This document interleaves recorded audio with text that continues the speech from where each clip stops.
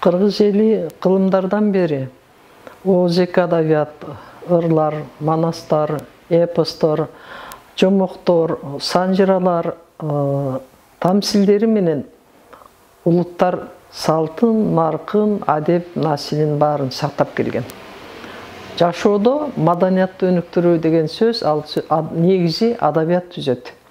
Биз бүгүнкү заманда дагы адабияттын тынымсыз эмгеги менен, шарапаты менен драмалар коюлат, кинолор тартылып, ырлар ырдалып, мадани ошол сөзүн негизги баалуулугунун аркасында колхозду, жаштарды тарбиялоого, бир багытта тарбиялоого чоң кызмат кылат.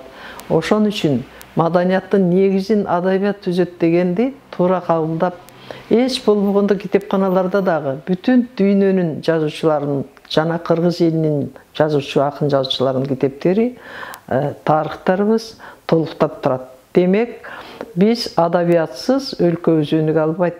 Адабиятсыз мамлекетибиздин маданияты өнүкпөйт.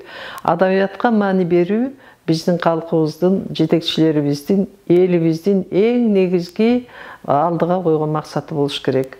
Урматтуу кыргыз элинин мыкты уулдары, кыздары, иштерман адамдары, азаматтары, жетекчилери, эл башкарган баарыңыздарды бүгүнкү күндө кыргыз элинин маданиятынын негизин түзгөн адабиятты колдоого келип марафондо катышып, улуттук Кыргыз Республикасынын улуттук жазуучулар союзун колдоп берүүңүздөрдү суранабыз.